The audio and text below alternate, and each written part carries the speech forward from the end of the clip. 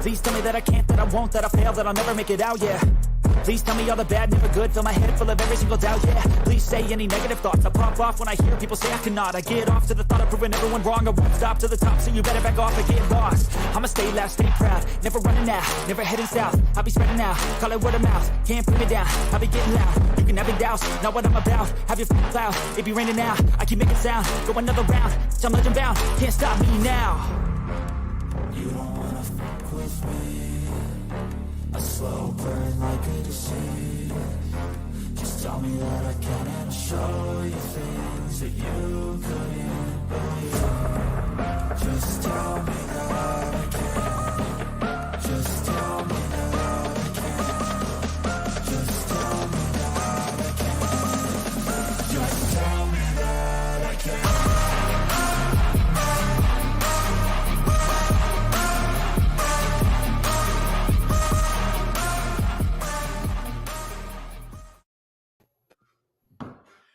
What is up, everybody? What a day to be alive. What a day to be alive. You know, Gonzo, thank you, my brother, for showed up on this little snippet of information that Unscripted is going to be doling out. But, hey, it is the wink of Thanksgiving. Thursday is right around the corner. All of us going to be sitting around the dinner table, giving what we're thankful for. I'm just thankful to be alive. And the Cowboys spanked the crap out of the Vikings. Gonzo, good morning, good afternoon. Hello, my brother. What are you thankful for? Oh, man. Thankful for a lot of things. Thankful for, honestly, meeting you and everybody I've met on the ASAP network. Made a lot of new friends. That's been the one great thing so far this year. So, thankful for my family. Hey, I'm still here.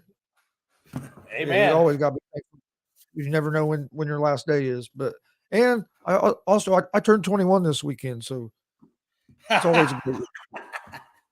It's always nice when we can roll back that odometer, man. Listen, in most states that's illegal, but for us, it is what it is. And my birthday's Sunday. This Sunday. Yep, the 27th. I'm pretty sure my news feed on Facebook would have told me that, but well, happy early birthday. So going to do some hopefully a little bit of birthday celebrating this weekend. Oh man. Hey, listen, damn it, man. We got to get you out of the house. You need to go out and do something fun. I'm going to do something. Just don't know 100% why yet. Hey, just remember, whatever you do, as long as it's legal, and if it's not legal, just don't have any witnesses. It's all good. Hey, speaking of things, man, what a time, man. Look, first off, let's talk about this World Cup. I just turned it back over because I had to go walk the dog, and it looks like did the U.S. I just turned it back on, so I'm waiting for it to come on. But I saw on Facebook somebody was saying the U.S. lost today's game. Is that true? They tied, I think. I thought it was 1-1. Yeah, it was 1-1. I took the dog out and I came back in and it said full time. And it said 1-1. So I think they tied. And I think in pool play, I think you can actually end in a tie. Okay. So, just as long as they didn't lose. So how does it again, you're more of a soccer expert than I am. I don't know much about soccer. I don't hardly watch it either. I'm like you. Yeah, I just wonder how does that play out? Like, how does that, if you tie in a soccer game, I wonder if this is single elimination, and if so, does that mean if they tied, do they get to play another game? Yeah, again, I really got to do more research. I guess it would have been a good question for him. Well, Jay, it's not single elimination. They put you in pools, and you'll play everybody in your pool, and then and then you advance out of your pool, and then you get your bracket play. From what I saw, they showed the standings thing, and it had England at the top, and it over in the thing it said points, and it said 3, and then it said USA 1, Wales 1. So I think you get maybe points for like maybe it's like a point system for in the pool play. You get so many points for each win. Or that might have been how many goals they've scored, because maybe that's a tiebreaker or something. I'm not 100%. I'm doing the same thing as you. I'm waiting for it to come back on TV here. But from what I saw, from what I understood, I thought USA tied. Because literally, I swear to God, within like 5 minutes ago, I saw it was 1-1. It was 1-1 USA versus Wales, 1-1. Yes. And that's why I thought, okay, I said, well, maybe they tied it. I don't know. I'm looking at it right now, and they haven't shown me. I'm seeing some highlights of it. Yeah, it says final. It just says final 1-1. Okay, so It was a tie. So Group B, USA Wales, it's a tie. Yes. So I'm guesstimating then we'll just have to wait and see who they play next and go from there. At least they didn't lose, which is a good thing, right? We play. Yeah. At least they didn't lose. I know we play England on Friday. I don't know if we play a game in between that or not. Well, hey, I guess we'll find out Friday. Hey, all I know is we're not losers, we're tires. I actually watched some of that game. I turned it on actually during the afternoon show, and then I had it on while me and Dad was doing the sports betting show as well. Dad he usually watches some of the World Cup. I'm not gonna lie, I've just never got into soccer. It just hasn't been my thing.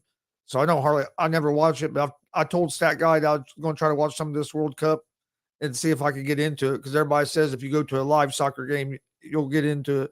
So I'm gonna go to a live game here in Indianapolis and check it out at least once. But yeah, and that's what we were talking about in the afternoon show. If you go see a World Cup live, that it changes your outlook. So, and I think Gonzo was saying possibly could come to Dallas. I guess I'll come out of Houston and go up there to Dallas and check it out and see what all the rave is about the sport of soccer. Again, like you, man. Hey, when I was coming up in the world, we only knew 3 sports that really mattered, right? Baseball, basketball, football. And then you had some tertiary sports that nobody really cared. Whoa. Yeah. There's one other sport that mattered in high school. Wrestling, dude. Come on, wrestling. Got to be honest with you, Gonzo. Never really saw too many wrestlers when I was in high school. I don't even know. I don't think North Shore had a wrestling team. Y'all probably had a wrestling team. Look, I'm gonna tell you right now. North Shore had 4 basic sports. No, I'm saying we had 4. No, we had 5 sports. Excuse me. North Shore High School had 5 sports. We had tennis, we had soccer, we had golf, we had basketball, baseball, football. So we had 6. North Shore had 6 sports. You didn't have track? No, we had swimming, track. Damn it. We had swimming, track, and believe it or not, we had water polo. So actually, I guess that's like 8 or 9. We had like 9 sports. We didn't have here. We had all them sports you said, but we didn't have water polo, and we had wrestling and soccer. I don't know why anybody would want to ever play freaking water polo. Those were usually the dudes that couldn't get girlfriends anyway. I grew up playing baseball and wrestling. I played football in middle school. I didn't play football in high school. As a freshman, I weighed 94 fucking pounds. Hey, look, Gonzo, if you were on the swim team or possibly even the golf team and possibly even the tennis team, we were pretty much stuffing you in the lockers. Okay, that's where you want. I wasn't on those teams, so I was good. I'm just saying, hey, you got stuffed in a locker somewhere, and you afraid the teacher could hear you trying to get out of your locker. I'm just gonna say that. I did run cross country for 2 years just to get. I just done that for conditioning.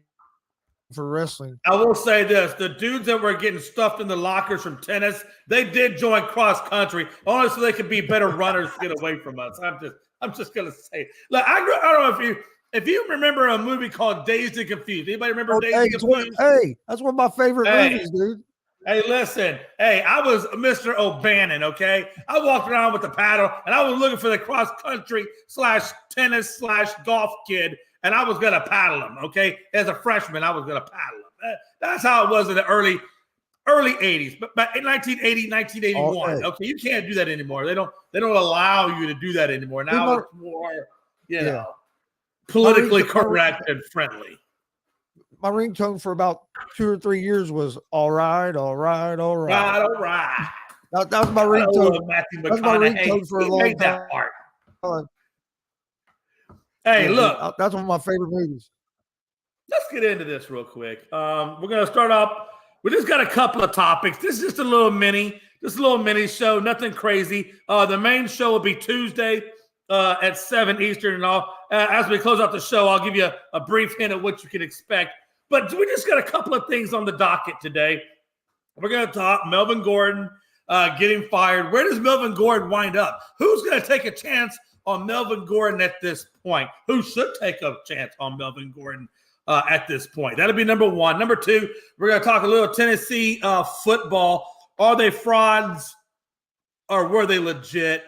We'll kind of have a little debate on that. We'll also talk a little bit about what Hooker's torn ACL means for his NFL career as it gets drafted, because he's a senior, so he's coming out. So we'll kind of look and see where maybe we think he gets drafted. And then lastly, but certainly not least, we're going to talk about this Dallas Cowboy statement game. And what does it mean? What does it mean for Dallas? And where does Dallas go from here? And also, what does it mean for the Vikings?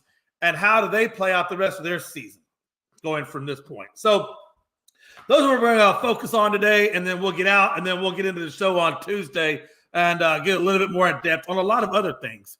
But Gonzo, let's just start off with this Melvin Gordon. Let's get him out of the way. Melvin Gordon was fired because his latest fumble was just more than what the Broncos and Hackett really could stand. So now that he's a free agent, now that he's out of the market, who do you think is going to pick him up? I know we kind of talked about it briefly on the afternoon show. I think my pick, if I had to say he would go anywhere, I would think if anybody would want to pick him up, possibly maybe Buffalo. If they really truly think that Singletary is the answer at running back, maybe they don't pick him up. But I think Buffalo could probably, and maybe even possibly the Chiefs, because I don't know if they believe Clyde Edward-Helaire or McKinnon is really the answer for them at the running game either. But that specifically in Buffalo, when your leading rusher is freaking Allen, your quarterback, that's an issue. So I got him going to Buffalo, and I can see the secondary being the Chiefs. Gonzo, what are you looking at? I kind of agree with you on Buffalo. I could see him maybe going to Buffalo. It's going to be interesting, though. Are any of these teams going to want to take a chance on a guy that's, for some reason, just can't hang on to the football? And that's what sucks about it, because he's not a bad running back. He's a big guy. He can break tackles. He has pretty good moves. But for some reason, especially this season, he cannot hold on to the football. And finally, the Broncos just said enough's enough and waived him. I think maybe the Bills. What about a team maybe like the Jets that had lost since they lost Breece Hall? They might want to bolster that. I know they brought in Robinson from Jacksonville, but I don't know how he's been doing. So maybe they want to try, if they wanted to try to bolster that position for the rest of this season, maybe a team like that. But I would say I could see the Bills, because I do agree with you. They could use some help at the running back. Trying to think who else is short-handed at running back right now. That would make a nice fit. That would make a difference. I think the teams that you've already named are pretty much because you got to imagine, if you're not a high-profile team looking to increase your running game, are you really going to take a chance on Melvin Gordon? You're never looking at a Melvin Gordon unless you think you got a shot at the playoffs. And even then, I don't know that you look at a guy like Melvin Gordon, because, when I look at him, and again, you can maybe put some of this to the offensive line. You can maybe put some of this towards the offensive play calling. But the guy's only giving you, I think, 90 attempts at 318 yards and 2 touchdowns. That gives you 3.5 yards per average per carry. And that just does not scream, oh, my God, I've got to go out and grab this guy. No, it doesn't. And I haven't looked it up, but he's fumbled a bunch, because I know I've seen quite a few of them this season that he's fumbled. And I agree with you. If you're not like a team that's contending for the playoffs and just want to maybe get like a little insurance policy and think you might have something left. If you're not a team like that, if you're going to look at it, you're probably just going to wait till the offseason and see what all your options are. And then if you're still interested in them, then take a look at them. I agree with you. Like these bottom teams, it wouldn't make no sense for them to make a move like that right now, because who knows what other running backs might be available at the end of the season. You know how much turnover. That's exactly right. I think that's a lot of the issue right there. I know when he played against the Broncos, he didn't have a very good stat line. Matter of fact, I think his stat line was somewhere of 8 rushes, 31 yards, 3.9 on the average. And then I think he did give you, and this is where I think maybe a Melvin Gordon could help you, is he does catch the ball well. He got 5 catches, 39 yards, so he got all of his catches. So he had probably around 70 yards, 70 all-purpose yards from scrimmage. Now, if you need maybe that type of running back that can get you a little bit on the ground, but can also give you some catches in the air, and he is a decent blocker, then maybe a Melvin Gordon is what you're looking for. I just don't know that you're going to rush out and say, oh, my God, I've got to have him. Yeah, I don't think so either. I was trying to see if I could see how many times he's fumbled this season. Yeah, I didn't. I was looking for that too, and I didn't get that stat either. But I got to imagine, and this is just common sense. Get this. He spent the last 3 seasons with Denver, but has led the NFL running backs with 12 fumbles during that tenure. Yeah, including 5 this season. And that's exactly right. And I got to be honest with you. I don't think he goes to the Giants. Although, Tony, I understand where you're coming from. I don't know if he goes to the Giants because they got Saquon, and I don't know if maybe they want to put him as a pass catching change of pace back. Maybe the Giants bring him in. I just don't know if they're. I just don't see them being hot for trot to bring this guy in, especially like Chris just alluded to. He's had 12 fumbles in his tenure, so. And that's why they ultimately let him go. Look, when you're letting a running back go because he's fumbling, and five of those was this year.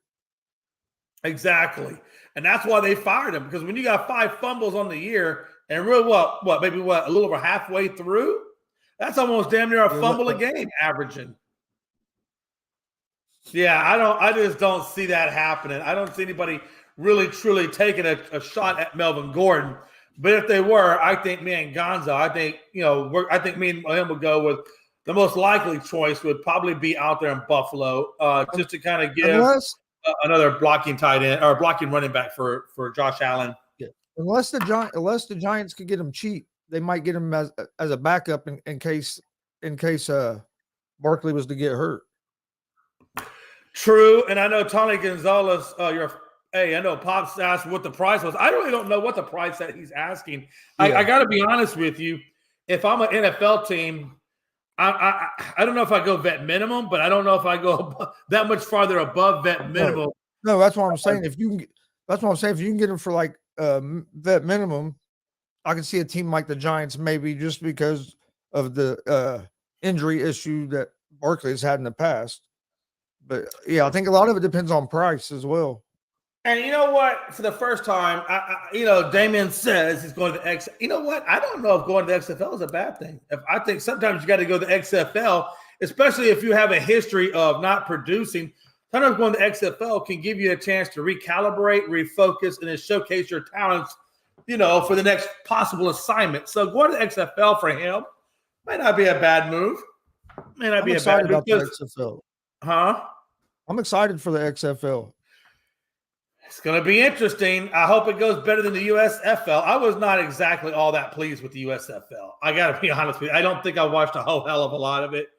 Not because the Houston Gamblers were horrible, but it's just, I don't know, man. I couldn't get into the USFL this year. I don't know. Last time the XFL, when they got shut down by COVID, you guys had the Houston Roughnecks, and they were the best team in the league.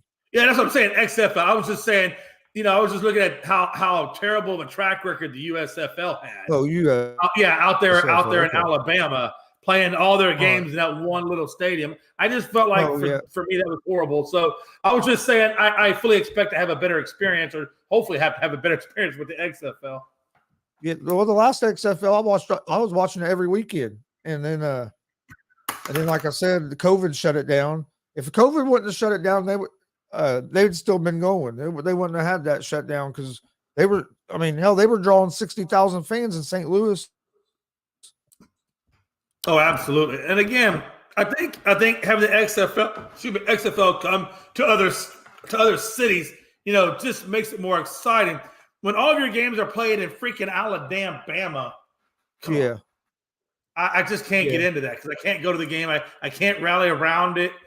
I mean, if you live in Alabama around that stadium, hey, you're living life because you got, you can go to all the games, which I don't know if you saw the attendance of those games, but it wasn't exactly a humdinger crowd at these games. Yeah. No.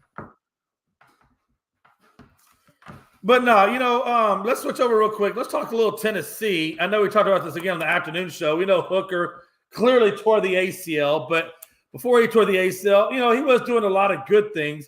Number one, I know I want to get into Tennessee as a team here in a minute, but right now we'll just kind of talk about Hooker as an individual. I know we talked about him going, he's going to get drafted because he's a senior, so he's going to get drafted. Again, if you look at Tennessee, they don't have exactly the best track record at developing NFL-style ready quarterbacks. So I wonder if that's going to hinder him along with the ACL tear. I know he's going to get drafted. And I think Stat Guy earlier had kind of said it best. I think it's going to be probably that second round that I think we see Hooker go in. Or do you have him going any sooner, Gonzo? I still think he may.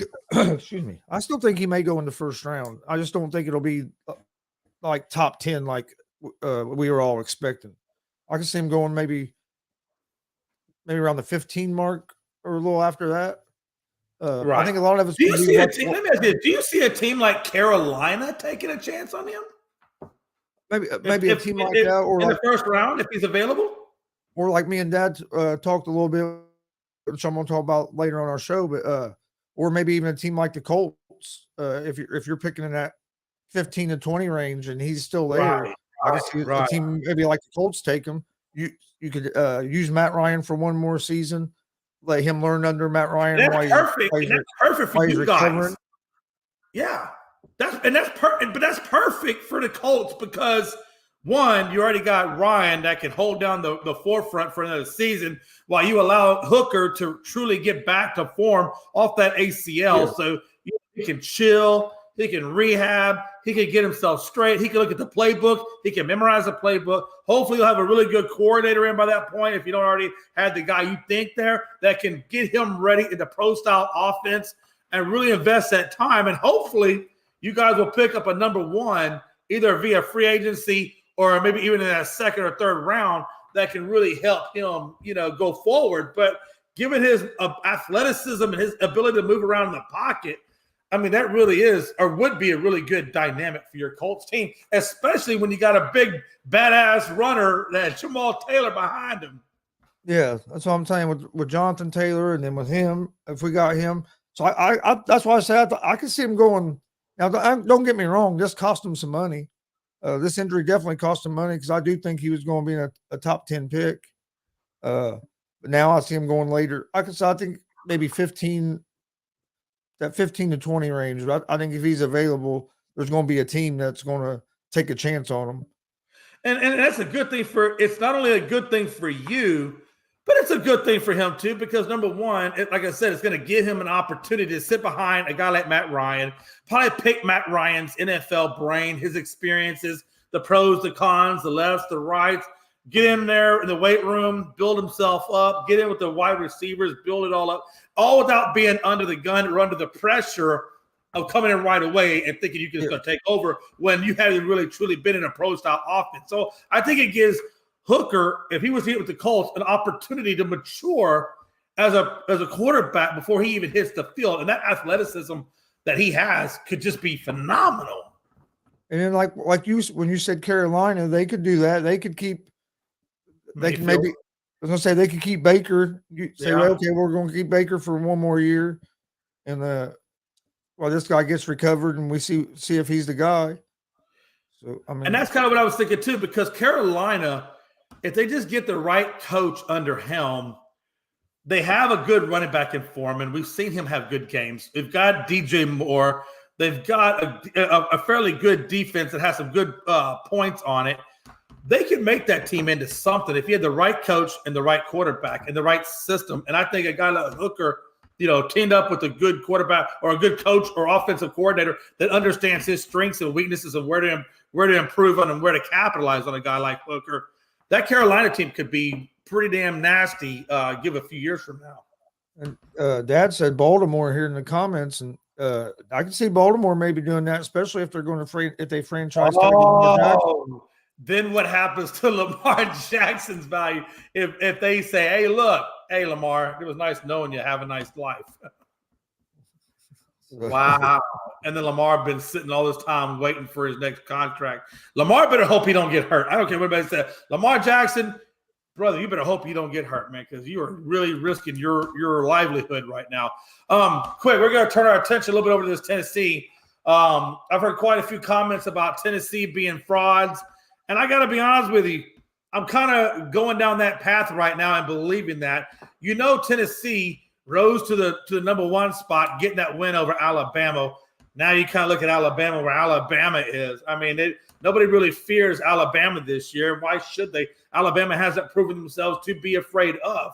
So now that kind of says, did Tennessee really deserve the number one spot, or was it really Georgia's all along? That's number one. Number two is you don't know what Tennessee team is going to show up. Are you going to get the Tennessee that played Bama, or are you going to get the Tennessee that plays South Carolina? And then somebody's going to say, well, you know, Jay, Hooker got injured and tore out. Yeah, that was in the fourth quarter after it was already 60-something to who gives a damn. So don't even say that Hooker crap. You don't know what Tennessee team you're getting, and that's why I call them a fraud. Because if you weren't really a fraud, you would have been able to stay in that top five and take a team like South Carolina, and you should have been able to beat them pretty well. Instead, you actually got blew out. So that's why I call, in my opinion, Tennessee a fraud. But Gonzo, what's your thoughts, brother? I don't think they were a fraud. I think it was more because I think they're a pretty good team. So I don't think they're a fraud. I think what happened is they got that number one ranking, and then they went in there to Georgia and just got killed. And I don't think they fully recovered from that. I think this game against South Carolina was still more of a hangover game from where they were number one, then got their asses whooped. And I think that kind of brought them. I think it hurt the team's confidence some, and I don't think they've been playing that same type football as that South Carolina game. They played terrible. That's what makes me think maybe they checked out a little bit after that Georgia loss. I wouldn't necessarily call them a fraud, but I do believe they did deserve to be in the top four at one time. But now, especially with Hooker's injury, it's going to be interesting to see how they do their last couple games. Yeah, and again, I understand your viewpoint. I guess to support the viewpoint I have is I feel like if you took a loss, but you came back, bounced back, and got back into the fight, then okay, you're not a fraud. And even if you lose to South Carolina, if you lost to South Carolina by let's say a score, hell, at the most 2 scores, okay, I can see you putting the not a fraud in there. But when they come in there and Jesus Christ, somebody's on the field yelling mercy at some point before the halftime, I just don't see how that supports them not being a fraud. That's where I wanted to see the bounce back. I wanted to see the mental toughness that Tennessee should have if you're truly a champion or truly, you know what I'm saying, top 5. No, I agree. But again, I don't want to. Hey, you know what? Hey, we're all human beings, and sometimes things just happen. Things just happen. He said, your dad goes on to say, Georgia, who else is really good? I agree. Honestly, outside of Georgia right now, it's a little suspect down the line. I guess we're going to really find out when when Ohio plays Michigan next week and see what comes out of that. And then we're going to see also Georgia and LSU in the SEC. Can LSU, if you're following LSU, you know they've gone through some up and down battles throughout the whole tenure of this season.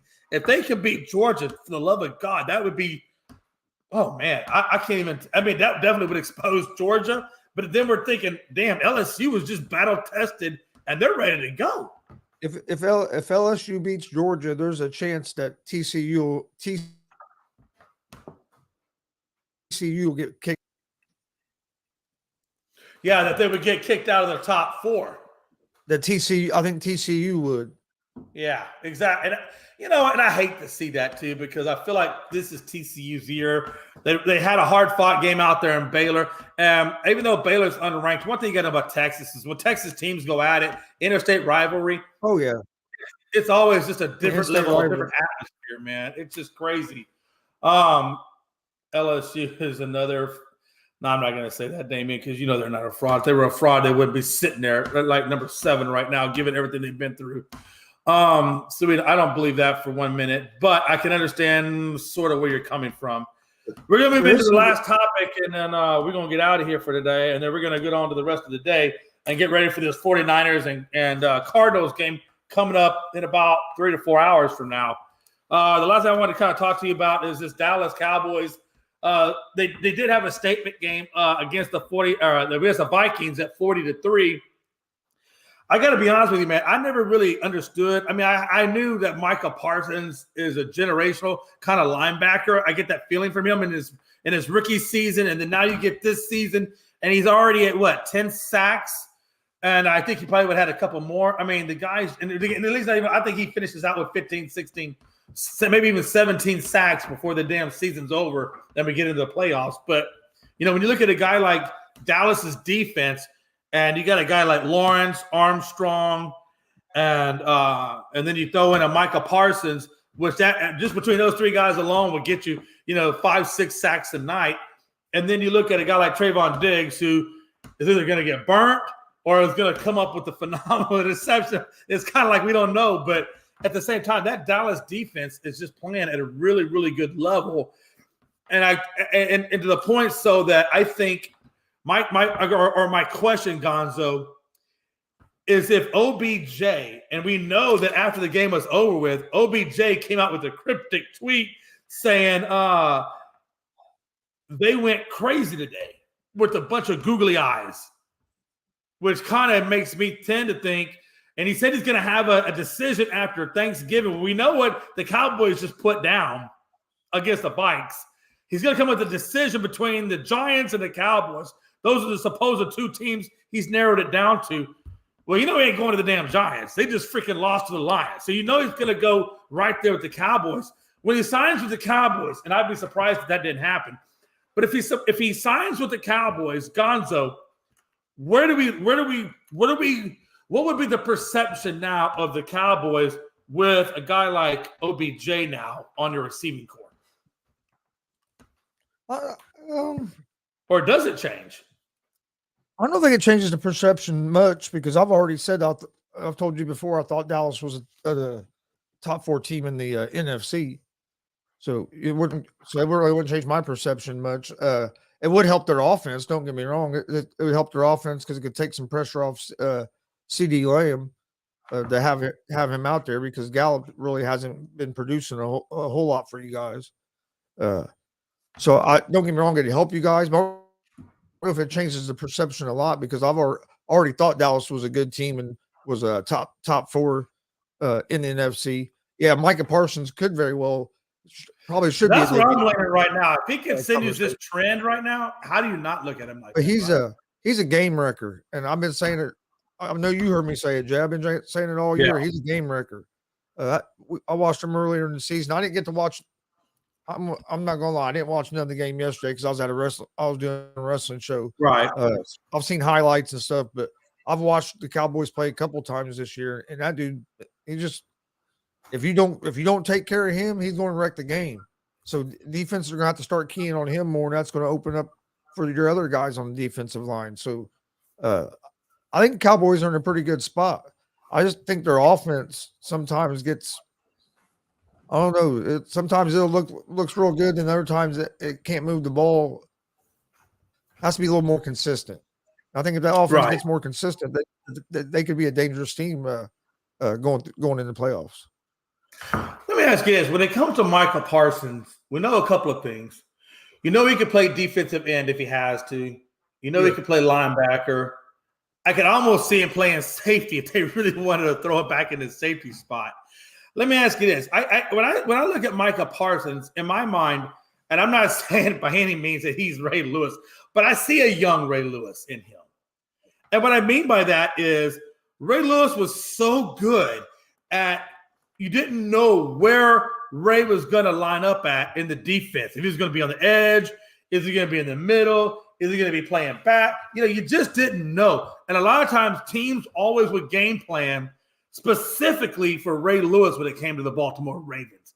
And I'm just wondering, as Micah Parsons goes down this path of improvement year upon year, if teams, when they play Dallas, are going to start game planning or game strategizing around Micah Parsons. Oh, I think teams already are, or if they're not, they're dumb, because if you don't game plan for him, he's going to wreck your offense. Kind of right. I know he's not as big. But almost like a JJ Watt mentality, where he's going to get in the backfield and he's going to disrupt things. Oh, absolutely, absolutely. And your father brings up another really good point. Yeah. I mean, he does. Tony, you're right, man, because that's the problem. That's your biggest question mark is your run defense. It is. Now, I will say this, we did a good job against Dalvin Cook, but we only did a good job against Dalvin Cook because we got ahead of them early, and I think that limited Dalvin Cook's attempts. Yep. Which I think that's how you got. I think for the Cowboys, you almost got to do that. You got to jump early because that is one of your. I know that. I know that one of the Cowboys' weaknesses is run defense, and so when you go up a team like San Fran, for example, which has that double-headed monster, right, and McCaffrey, Elijah Mitch, actually triple head, because you got Debo, McCaffrey, and you got Elijah Mitchell. So you got to go against a three-headed monster there, and then you go up against, like you said, a Dalvin Cook, a Henry, Jamal Taylor. I mean, and I know I said his name wrong, but you know what I'm saying? Like you got all these different running backs. You got to go against. Is it? I don't know, but the damn dude's last name is Taylor. Look, all I really care about is when Taylor is running over the offensive line. I'm gonna start holding up a paper that says Jonathan on it. hey! I just remember Jonathan Mathis, but more athletic version. But no, hey, look, nobody cares about what your first name is because all they care about is the last name that crosses the end zone, right? That's all we care about. Hey, it was Taylor. Good job, Taylor. Whatever, man. People know that. That's all do you know that yesterday was the first time the Colts have scored a first quarter touchdown this season? Sorry. No, it's the first time they've scored on their opening drive this season. That was the first touchdown we've gotten an opening drive all season long. Before we get out of here, I just want to say this is the first time the Colts should have won that game. Missed the field goal. Don't miss the field goal to win the game. Jesus. You got close, man. You were so close. Y'all were so close to getting that damn win. Y'all almost could have tasted it. I'll tell you this. Hey, this is the first time, Gonzo, quite honestly, and probably a better part of 10 plus years, that the NFC East was actually called the NFC East and not the NFC Least. I mean, hey, we haven't seen this in a long, long time. And I really believe that the route at least on the NFC side to the Super Bowl is going to go through, I think it goes through either the Eagles or the Cowboys. Probably more so the Eagles, just because, the Eagles are, first division. So, and I might be wrong. Hey, it is what it is. I'm just saying, this is the first time that the NFC East, I think, is going to have some sort of impression, No, I agree with that. On who goes. I agree that the NFC is going to have an impression who goes, but I think that I agree with the comment my dad made. I think the most dangerous teams right now in the NFC are Dallas and the San Francisco 49ers. It's just because with San Francisco, you don't really know how to truly game plan because it's like they run a crazy wildcat on and off offense. So how do you really? And they have a strong defense. So I think San Francisco and Dallas are the two most dangerous teams. I know it's unpopular opinion, but I'm not sold on the Eagles. I think the only thing that if I was going to criticize or give, if Mike McCarthy said, "Yo, what do you think I could do to make this offense that Dallas is running better?" The only thing I would say is, for the love of God, man, put some motion in that son of a bitch so you're not so predictable. Just give me some motion to describe or to deceive what it is you're actually going to do. Just give me some motion. You know what's funny? That's all. You know what's funny about that? Because I remember Cowboys fans just saying the same thing about Jason Garrett. Put some motion in the offense. Put some motion in the offense. Yeah. And then you guys get a new coach, and he don't put no motion in the offense either. Yeah, it's like you just stay status freaking quo. Honestly, I mean, seriously, that's the problem with Dallas. They don't.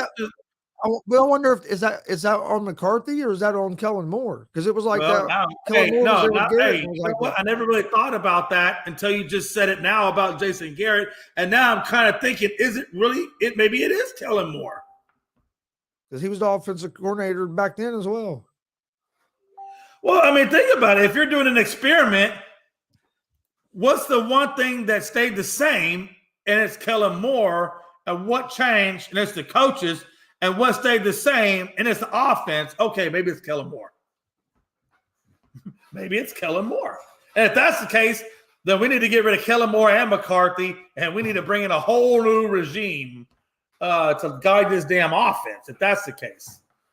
In any event, man, look, we got a great game today. We got the 49ers. We got the Cardinals going at it. We're going to get to watch a little bit more.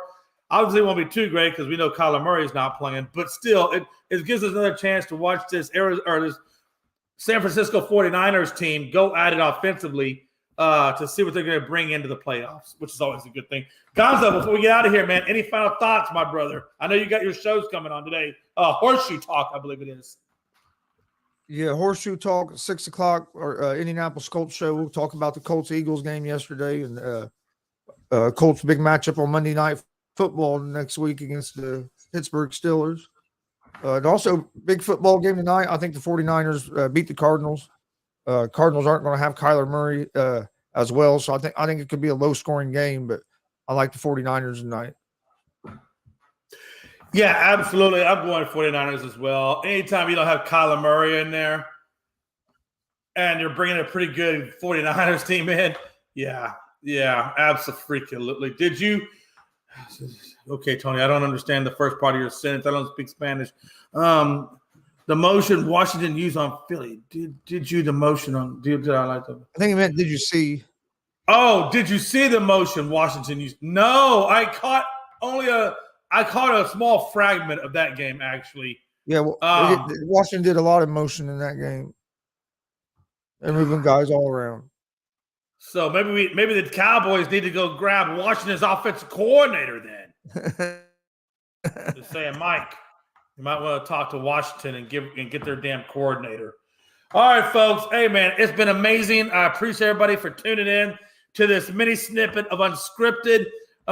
We're not going to have a show on Saturday. We're going to let everybody enjoy the Thanksgiving weekend. So you can catch us Tuesday at 7 p.m. Eastern. You can catch us Friday at 4 p.m. Eastern for another snippet. So you're going to see us Tuesday and Friday, and then we'll be back again Tuesday at 7 p.m. Eastern. So just a heads up, no show on Thursday, no show on Saturday, but there will be a snippet show on Friday at 4 p.m. Eastern. Gonzo, appreciate you, my brother. As always, I love you. And, yeah, man, y'all be good and enjoy the rest of your Monday afternoon. And don't forget to catch Gonzo and his dad on the Horseshoe Talk at 6 p.m., correct? Yep. All right, man. Y'all be good, and we outie.